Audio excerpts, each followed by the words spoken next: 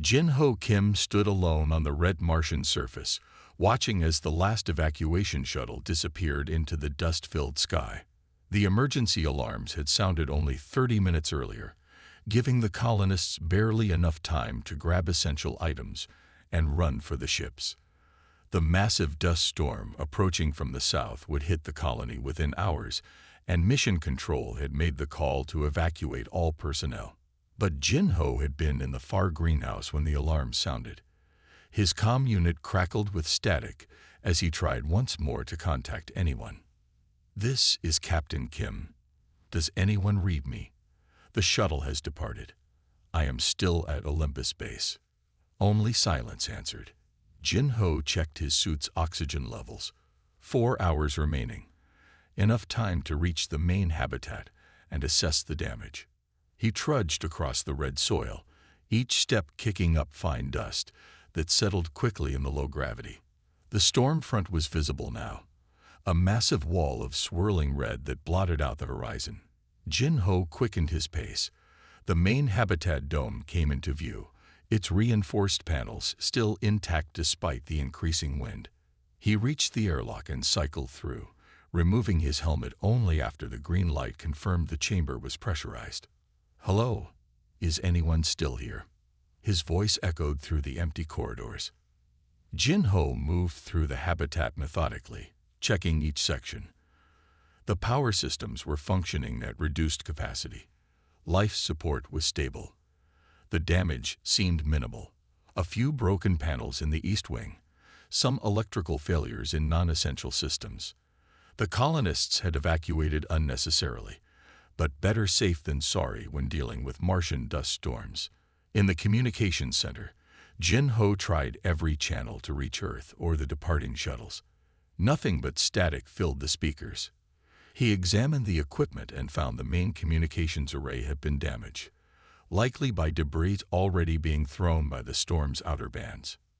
"Temporary setback," he muttered to himself. "They'll realize I'm missing during roll call in orbit. Standard procedure is to wait out the storm in orbit before returning." Jin-Ho accessed the colony's inventory system. With only himself to feed, the supplies would last 6 months. Water recycling was at 98% efficiency. Oxygen generation from the hydroponics bay could sustain one person indefinitely, assuming he could keep the plants alive. He made his way to the command center and checked the weather monitoring systems. The storm was Category 5, among the worst ever recorded on Mars. It could last anywhere from 2 weeks to 2 months. Computer, access personnel logs. Who was last to check out of the habitat? The screen displayed 4 names: Jin-Ho Kim, My-Sun Lee, Do-Young Park, and Han Bin Choi. All 4 had been working in the outer structures when the evacuation began. Jin-Ho frowned. Computer, confirm evacuation manifest. The screen changed to show the passenger lists of the 3 evacuation shuttles. Jin-Ho scanned the names quickly. Lee, Park, and Choi were listed on Shuttle 2. His own name appeared on Shuttle 3 with a status code he didn't recognize. He queried the code. Status 187. Presumimity DCEASED. Body not recuv or eat. Jin-Ho stared at the screen in disbelief. Someone had marked him as dead. Perhaps his locator beacon had malfunctioned, leading Mission Control to believe he had been caught outside and killed by the storm. Without communications, he couldn't correct the error. The full weight of his situation hit him. Earth thought he was dead. The mission would not return after the storm passed. They would send a recovery team months later to salvage equipment and retrieve any remains. He was truly alone on Mars. The habitat shuddered as the storm's full force arrived. Fine red dust began seeping through tiny gaps in the structure, accumulating in small piles on the floor. Jin-Ho moved away from the windows as visibility outside dropped to 0. That night, Jin-Ho sat in the empty mess hall, a meal for one on the table before him. He had always been the quiet one among the colonists, preferring solitude to the noisy gatherings. Now he had more solitude than any human in history. "Computer, begin new audio log," he said, pushing his plate aside. Day 1 of emergency situation. This is Captain Jin-Ho Kim, sole occupant of Olympus Base following emergency evacuation. I was left behind during the evacuation due to a beacon malfunction. Current status: all essential systems functioning. Atmosphere stable. Food and water sufficient for approximately 175 days at current consumption rates. He paused, considering his next words carefully. I intend to survive. The next mission is scheduled in 14 months. I will need to extend supplies and maintain all critical systems until then. Today, I begin planning for long-term survival on Mars. The storm raged outside, cutting him off from Earth more completely than any human had ever been. He was 54 million kilometers from home on a planet that wanted him dead. But as Jin-Ho began listing the tasks required for survival, a strange calm settled over him. He had always been prepared for emergency scenarios. What he hadn't prepared for was the silence. Complete silence, unbroken by human voices or movement. Just the howling of the Martian wind and the occasional creak of the habitat structure. Day 1, he repeated softly. The first of many. Jin-Ho carefully placed the modified potato seedling into the reddish soil mixture. The plant was the 20th generation of his specialized Mars potatoes, each one bred to thrive in the unique conditions he had created. 30 years had passed since the evacuation, and his makeshift calendar on the wall marked 10,957 days alone on the red planet. The habitat had grown dramatically from its original design.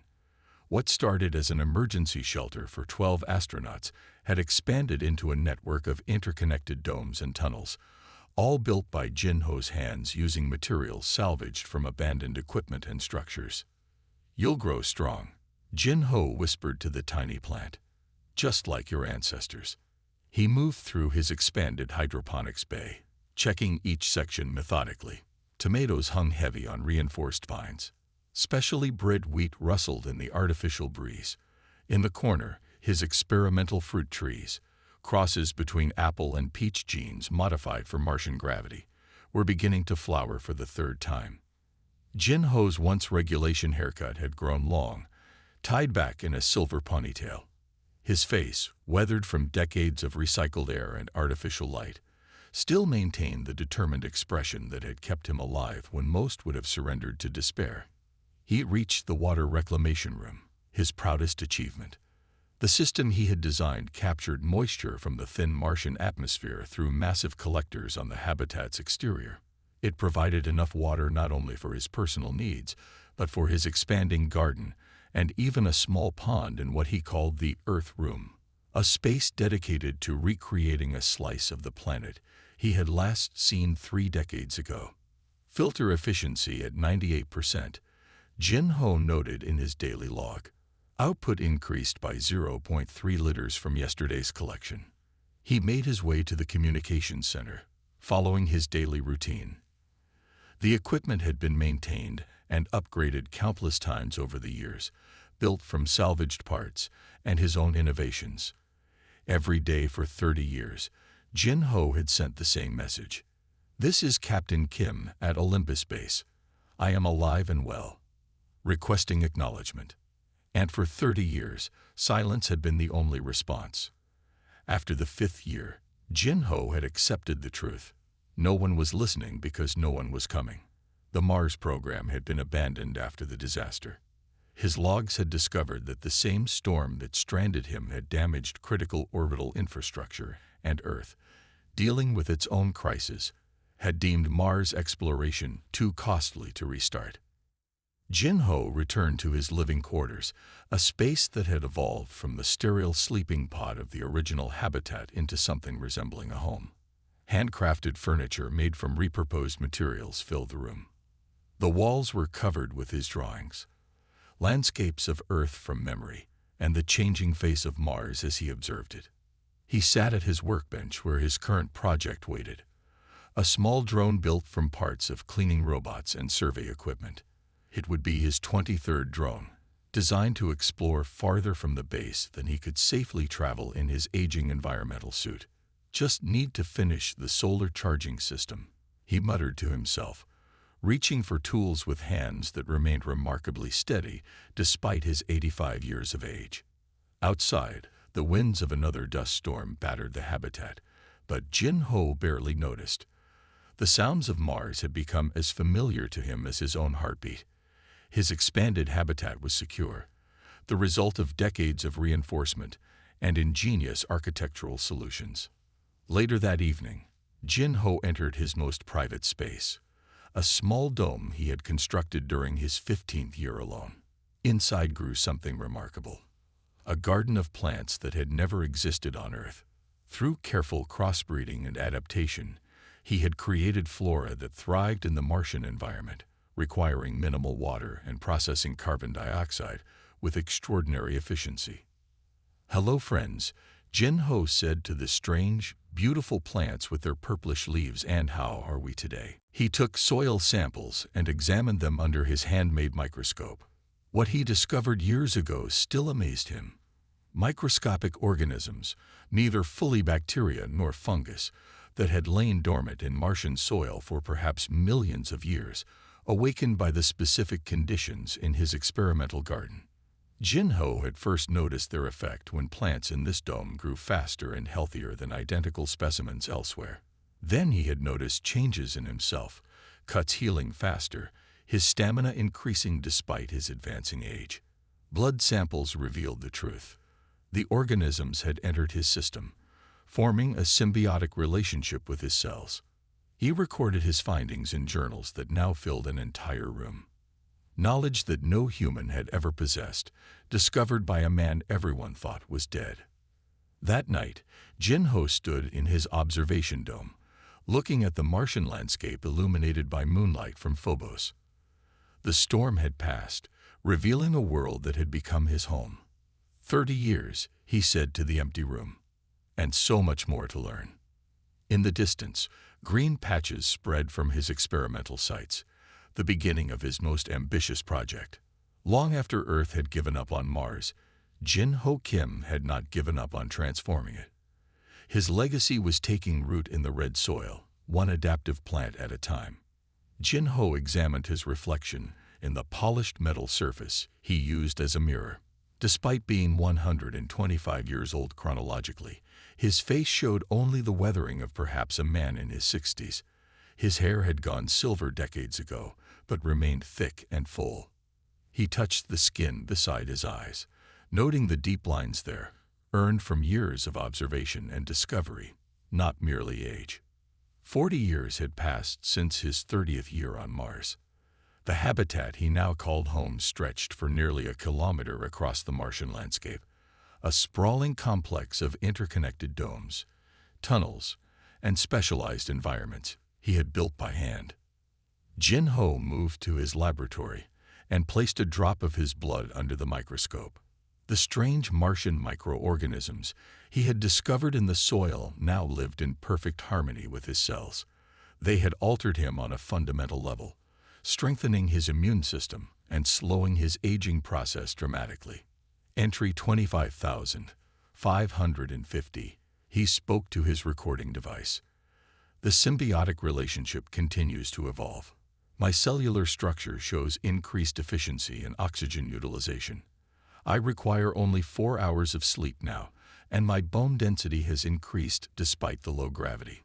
Outside his lab window, the landscape had changed. Where once there was only red dust, now patches of low-growing purple-green plants spread across the terrain. His experimental crops had escaped their confines years ago, adapting to the harsh Martian environment and slowly transforming the soil around his habitat. Jin Ho walked through his central dome, the heart of his colony.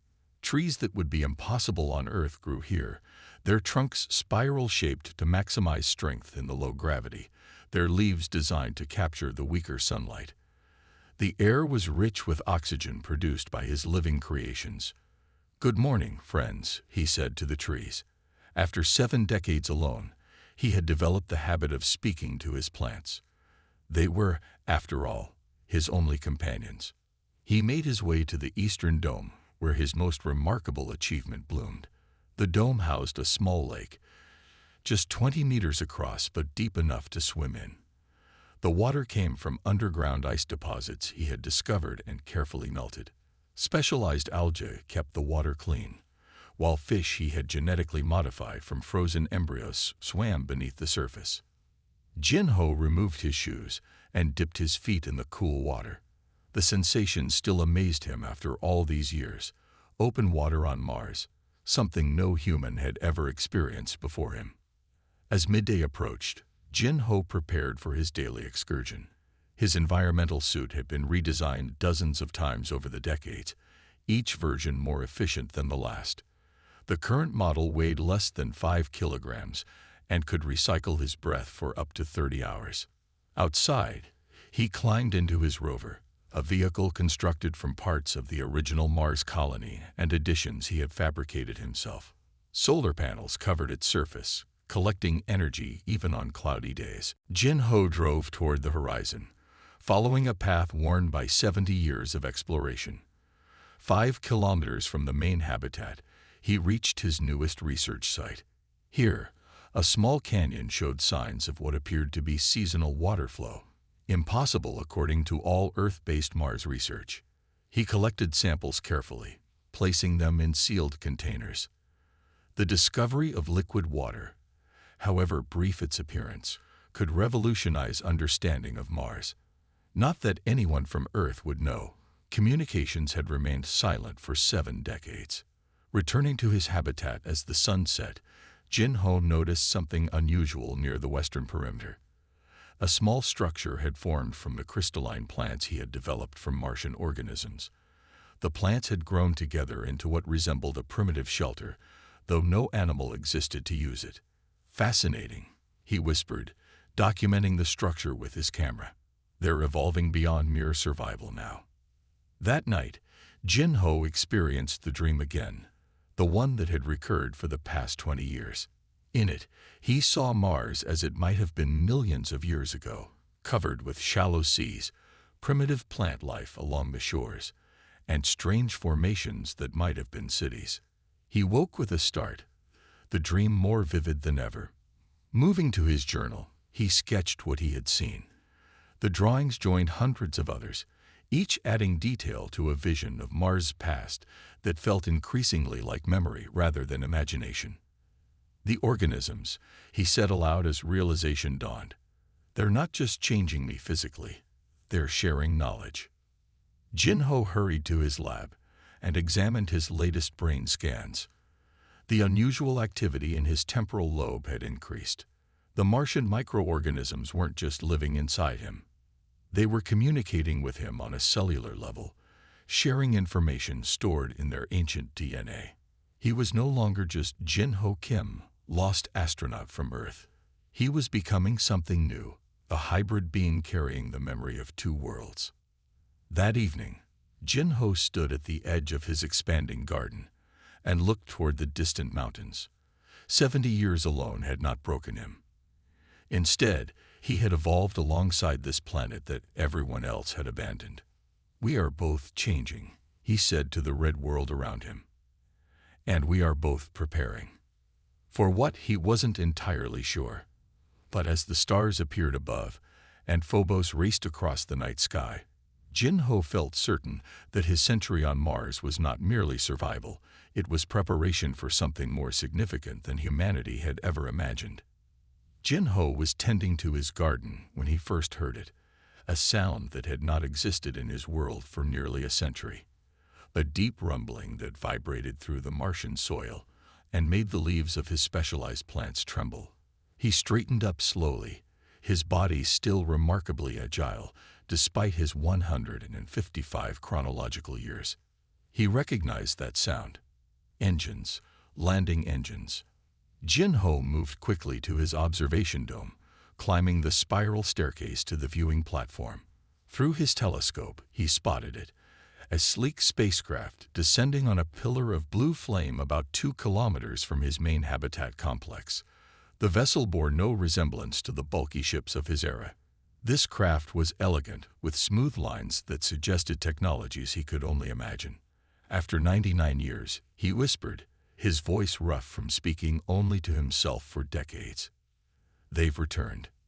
Jin-Ho watched as the ship settled on the Martian surface, dust swirling around its landing struts. His heart raced with an emotion he had almost forgotten. Excitement, but caution tempered his joy. After nearly a century alone, how would he even communicate with these new arrivals? What would they think of what he had become? He retreated to his living quarters and studied his reflection. The symbiosis with the Martian microorganisms had altered him profoundly. His eyes now held a slight purplish tint. His skin had a faint reddish hue. He looked perhaps 60 years old, not the ancient man he truly was. Jin-Ho activated his habitat's external cameras and watched as 3 figures emerged from the spacecraft. They wore environmental suits far more advanced than anything he remembered from Earth. They moved with the awkward gait of humans unaccustomed to Martian gravity. The figures approached cautiously, scanning the landscape. Jin-Ho could imagine their confusion. Where their maps likely showed barren red desert, they instead found patches of alien vegetation spreading from his habitat. Plants with crystalline stems and purple leaves that defied Earth biology. Jin-Ho made a decision. He would meet them on his terms, in the place that best represented his life's work. He made his way to his central garden dome, the heart of his colony where the most remarkable adaptations had taken root. Through the cameras, he watched the explorers approach his main airlock. They examined it carefully, obviously surprised to find functioning technology from the previous century. One of them, smaller than the others, perhaps a woman, touched the control panel, and Jin-Ho allowed the outer door to open. The team hesitated before entering the airlock. Jin-Ho could see them discussing something via their suit communications. Finally, they stepped inside, and the outer door sealed behind them. Jin-Ho activated the airlock's intercom. "Welcome to Mars Colony 1, he said, his voice cracking slightly. "Please keep your suits on until you reach the central dome. Follow the green lights." He saw them startle at the sound of his voice. The leader, the one with blue markings on their suit, responded after a moment. "This is Dr. Sunmi Park of the International Space Agency Mars Recovery Mission.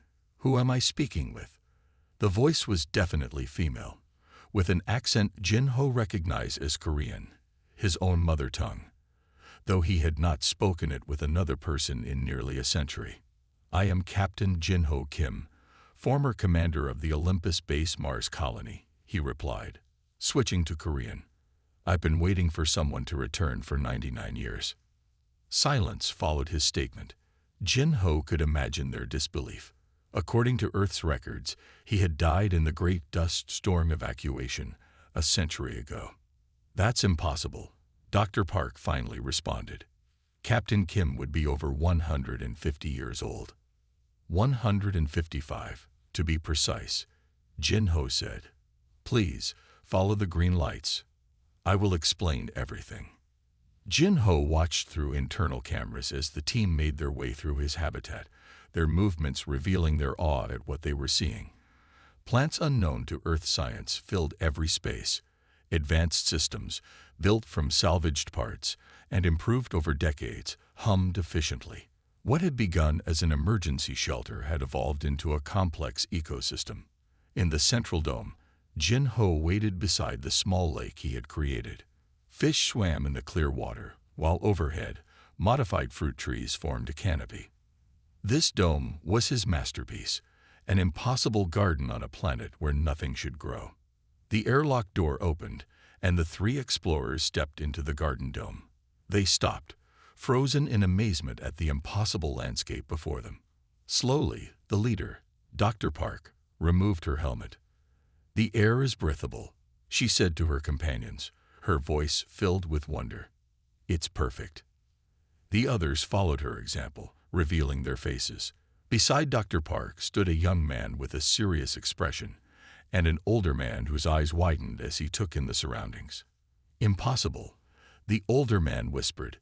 "This ecosystem shouldn't exist on Mars." Jin-Ho stepped forward from behind the fruit trees. The team turned toward him, their expressions changing from wonder to shock. Nothing is impossible given enough time, Jin-Ho said, smiling at the first human faces he had seen in 99 years. And I've had plenty of time. Dr. Park stared at him, her scientific mind clearly struggling with the reality before her. A man who should be long dead, standing in a garden that should not exist, on a planet that should not support life. How? Was all she managed to say. Jin-Ho gestured to the world he had created around them. Mars was never as dead as we thought, he said simply. It was just waiting for someone to listen to its secrets. Jin-Ho stood on the ridge overlooking the expanded Mars base, watching as the third new spacecraft descended through the thin atmosphere. The vessel gleamed in the morning sunlight, its design even more advanced than the ships that had arrived in the months before. 1 year had passed since humans had rediscovered him, and everything had changed. Behind him stretched his original habitat, now connected to the new research facilities by pressurized tunnels. Scientists from Earth moved between the structures, many wearing the lightweight environmental suits Jin-Ho had designed decades ago, rather than their own bulky equipment. "Captain Kim," called a voice from below. Dr. Sun-Mei Park climbed the ridge to join him, her movements confident after adapting to Martian gravity. "The Council is ready for your testimony. The quantum link is stable." Jin-Ho nodded, taking a final moment to survey the landscape. In the distance, patches of his specialized plants spread across the red soil, living proof of his century of work.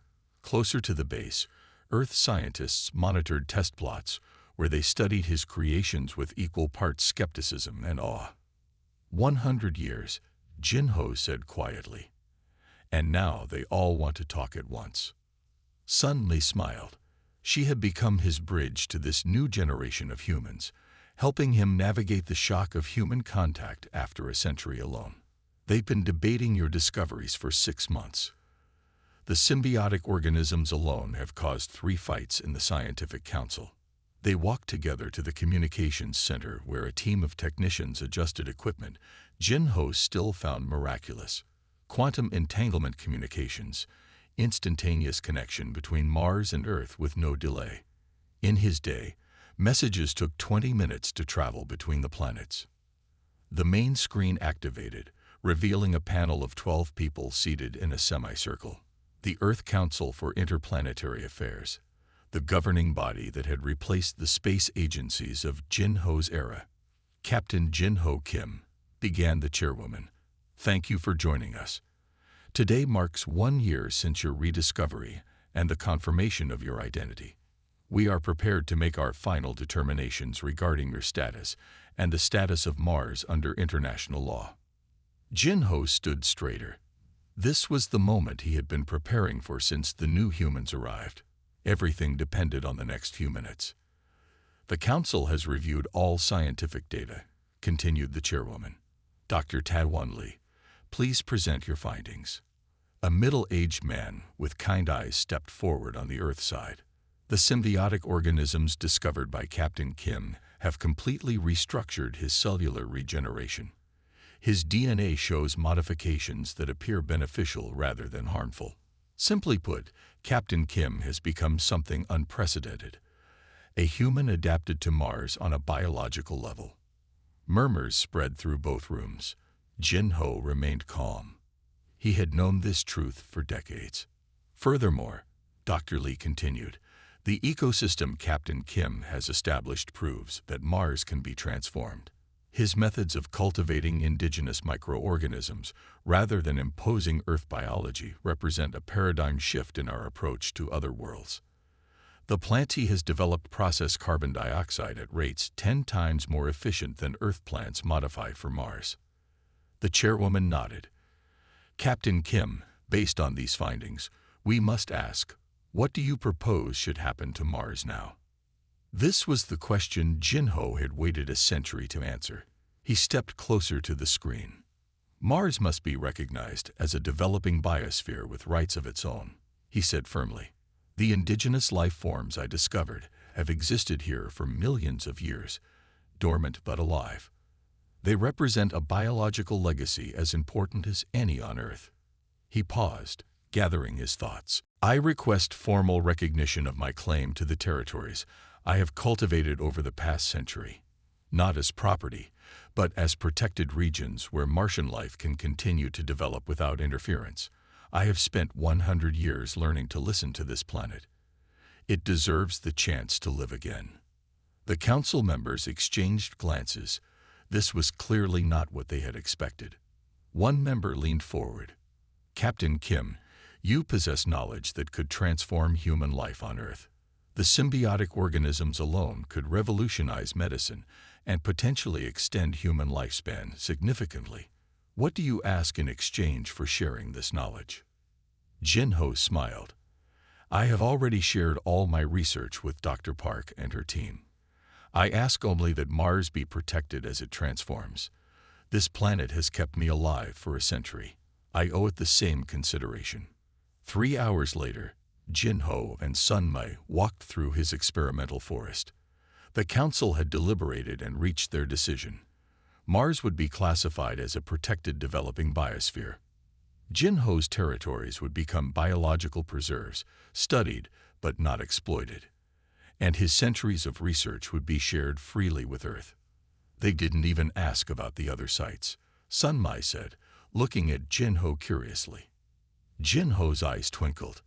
For decades, he had sent drones to establish small colonies of his adapted plants at locations across Mars where satellites rarely scanned. Those colonies had grown, spreading the symbiotic life forms to new regions.